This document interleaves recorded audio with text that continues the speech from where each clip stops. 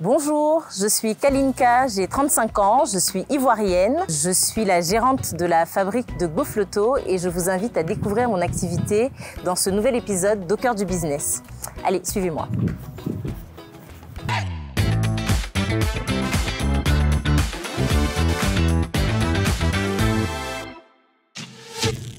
Elle s'appelle Kalinka Daoué, elle est ivoirienne. C'est la fondatrice de Gbo, la fabrique, une entreprise spécialisée dans la commercialisation des beignets les plus populaires du continent, les Gofloto. Aujourd'hui, elle nous fait découvrir la réalité de son activité dans ce nouvel épisode d'Au cœur du business. C'est à Abidjan, dans le quartier de la 7e tranche, que nous retrouvons Kalinka.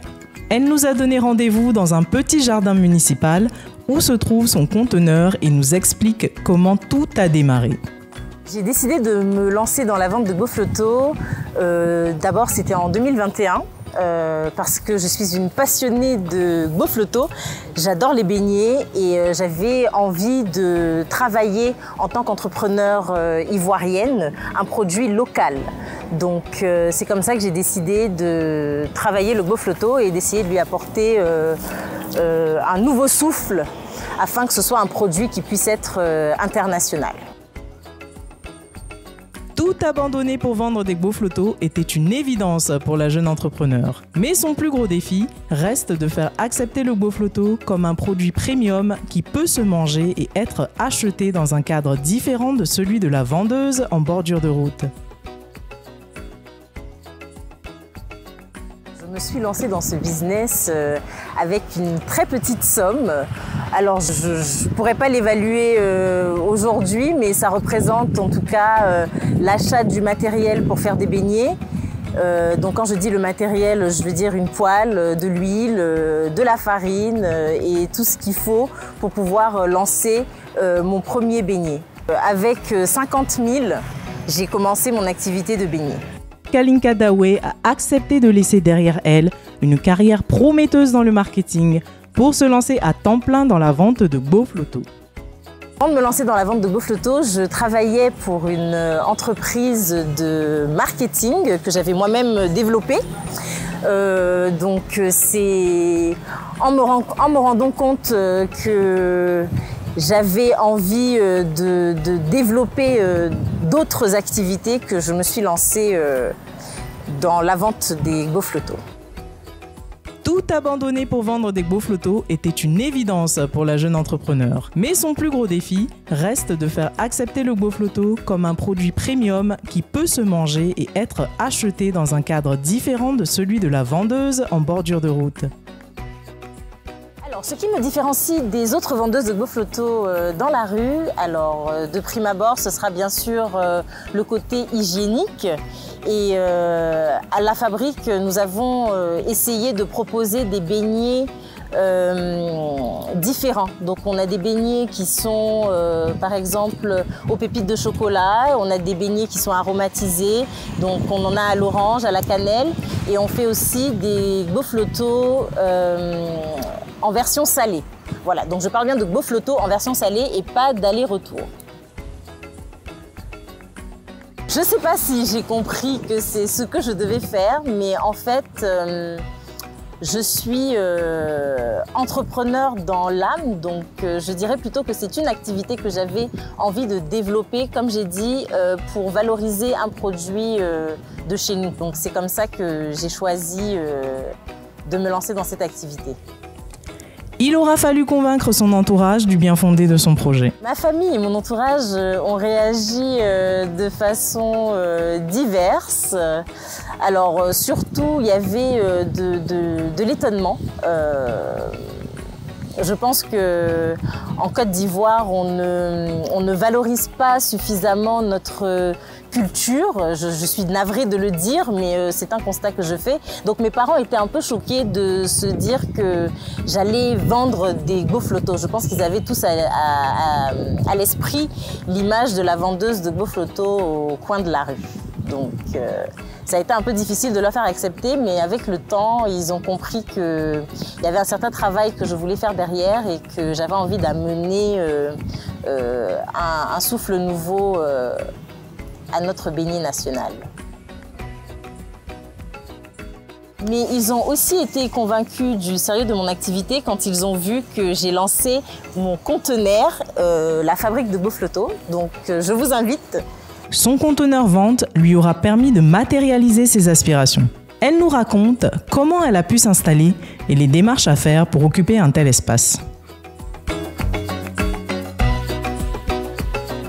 J'ai eu l'idée d'avoir ce conteneur de Beauflotto à l'instar en fait de mes concurrentes, les vendeuses au bord de la route, sauf que j'ai voulu faire quelque chose d'hygiénique qui inspire confiance et qui permette aux gens d'avoir des beignets chauds à n'importe quelle heure de la journée. Voilà, donc c'est comme ça que je me suis lancée dans une bataille assez difficultueuse, si je puis dire, avec l'administration pour obtenir un espace. Et à la faveur d'un partenariat semi-privé, donc entre le privé et le public, j'ai pu m'installer dans ce jardin donc, qui a été aménagé par des particuliers pour le compte de la mairie. Et un espace était disponible et par chance, j'ai pu obtenir l'espace. Donc c'est une occupation du domaine public que je paye à la mairie de Cocody pour pouvoir être installée dans ce jardin. Alors, l'occupation du domaine public est soumise à une réglementation qui est en fonction de la superficie. Donc, dépendamment des superficies et des endroits où vous êtes placé, vous avez des taux qui sont appliqués. Pour être ici à Cocody où je suis, il faut environ une centaine de milles.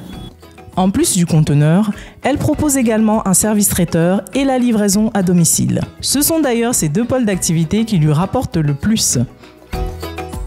Mon activité de Beauflotto est assez aléatoire, je dirais, parce qu'on a plusieurs activités. On a une activité de prestation à domicile, on a une activité de vente sur place, on a une activité de vente en livraison. Et on a des Beauflotto qu'on fait en pré-cuit aussi, qu'on vend au supermarché. Donc en fonction de la demande sur les différents mois de l'année, on évolue souvent entre 300 et 1 million de chiffres d'affaires mensuels. Comme dans tout business, la jeune femme a dû faire face à des difficultés. Elle nous en dit plus. Beauflotto est une petite entreprise, donc on fait pour le moment, nous utilisons surtout les réseaux sociaux et le bouche à oreille pour se faire connaître. On essaye de démarrer tout doucement pour avoir nous-mêmes la maîtrise de notre activité avant de se lancer sur des chantiers beaucoup plus grands. Alors depuis que j'ai lancé la fabrique de Beauflotto, on a rencontré des difficultés déjà au niveau du lancement. Au niveau de l'installation de notre conteneur, ça a été un petit peu compliqué pour tout ce qui est documentation administrative et tout ça. Ça a été difficile aussi de pouvoir réunir les fonds pour pouvoir installer ce conteneur. Dieu merci, j'ai pu avoir le soutien de ma famille qui a été généreuse et qui a bien voulu me faire des prêts pour pouvoir installer mon conteneur. Voilà, parce qu'il s'agit quand même de sommes importantes. Je pense qu'on a dû dépenser autour de 3 millions pour installer notre conteneur. La dernière difficulté, elle s'est fait sentir depuis que nous sommes installés, c'est le niveau sécuritaire qu'on n'avait pas bien évalué au départ parce que bon, en tant qu'installation sur le domaine public, on ne bénéficie pas de sécurité comme un magasin ou quelque chose qui serait dans un building ou quoi. Donc c'est quelque chose qu'on doit prendre à notre charge si on veut par exemple avoir un gardien ou quelque chose et donc ça c'est encore de l'argent. Et voilà, on a d'ailleurs été cambriolés. Donc c'était assez épique parce que la personne a tenté de rentrer dans notre conteneur, je pense, pour chercher de l'argent ou quelque chose. Et malheureusement, tout ce que nous avons à Gbo, ce sont des Gbo. Donc malheureusement, c'est notre frigo qui a été dévalisé ce jour-là. Et puis grâce à l'intervention d'un policier de passage, le malfaiteur a pu être appréhendé. C'est une belle histoire d'ailleurs parce que ce malfaiteur a failli être emprisonné. Mais j'ai demandé à ce qu'il soit libéré parce qu'en fait c'était un enfant qui devait avoir autour de 17 ans. Et je l'ai revu plus tard, je lui ai dit qu'il fallait qu'il se trouve une activité. Et quand je l'ai revu, il était dans cette activité-là. Voilà, donc il vendait des mouchoirs au bord de la route et c'est lui-même qui m'a reconnue et qui m'a dit « Ah maman, voilà, j'ai suivi ton conseil, etc. etc. » Donc voilà, ce jour-là, j'ai lancé un autre entrepreneur dans la ville. L'entrepreneuriat n'est pas un long fleuve tranquille et Kalinka souhaite être transparente avec les personnes qui souhaiteraient suivre ses traces. Comme dans tout business, la jeune femme a dû faire face à des difficultés. Elle nous en dit plus. Et ben, depuis que je suis dans ce business, j'ai beaucoup d'histoires. Je ne sais pas si là, tout de suite, il y a quelque chose qui va me revenir avec mes clients, parce que comme je vous disais, nous, chez Gbo, c'est vraiment la satisfaction de notre clientèle qui prévaut. Et donc j'ai beaucoup d'histoires, d'anecdotes avec mes clients sur des mauvaises commandes. Ben voilà, la dernière fois, j'ai une cliente qui m'a appelée parce qu'elle avait passé une commande. Donc elle était très sûre de sa commande. Donc elle m'appelait, elle était en colère parce que ce qu'elle a reçu, c'était pas ça, etc., etc. Donc moi, j'étais un peu perplexe parce que je disais, mais j'ai essayé de suivre ce que vous avez demandé. Et en remontant dans les messages, on s'est rendu compte que la dame avait passé la mauvaise commande. Donc c'était elle qui était en train de s'excuser. Moi aussi, je disais non, madame, on va vous livrer le bon produit. Elle disait non, c'est pas la peine, je peux pas accepter que vous perdiez d'argent à cause de ça. Donc bon, voilà, chez Gbo, voilà, c'est des histoires de ça. Rembourser le client, satisfaire le client. Voilà, on a plein de petites anecdotes comme ça et c'est ça qui fait qu'on est toujours heureux de raviver les souvenirs d'enfance avec nos GoFloto. Donc chez GoFloto, voilà, en effet, on traite bien nos clients, on essaye de les satisfaire au mieux. On rembourse des fois, mais l'objectif est bien de gagner de l'argent. Donc ma vision pour Gbo, elle est plus grande que ça. On espère dans quelques années pouvoir avoir d'autres conteneurs. Pour le moment, on veut aller vers la zone de la Riviera pour rencontrer nos clients de la Riviera. Et puis à long terme, on veut industrialiser un peu la fabrication de GoFloto. On espère pouvoir être dans les magasins de surgelés ou les grandes surfaces avec nos produits pré-cuits que vous avez pu voir tout à l'heure. Convaincue du potentiel commercial de son activité, elle dirige aujourd'hui une PME florissante et qui continue de se développer un peu plus chaque jour et génère ainsi plusieurs millions de francs CFA de chiffre d'affaires annuel. Donc dans les années à venir, on espère que GoFloto sera, à l'instar des produits comme les crêpes ou bien les donuts, un beignet qui puisse traverser les frontières de la Côte d'Ivoire, se retrouver dans d'autres pays. Je sais que déjà dans d'autres pays d'Afrique, on consomme ce type de beignets. Donc j'espère que GoFloto pourra prendre toute la place, donc les Gbo, prendre toute la place des beignets dans les pays d'Afrique.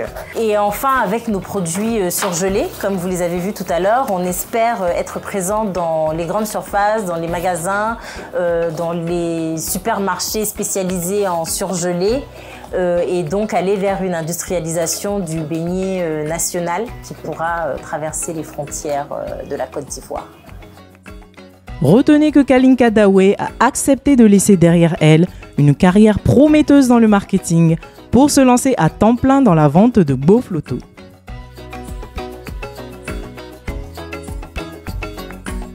Alors, la première chose que je dirais à ceux qui veulent entreprendre, c'est de se former.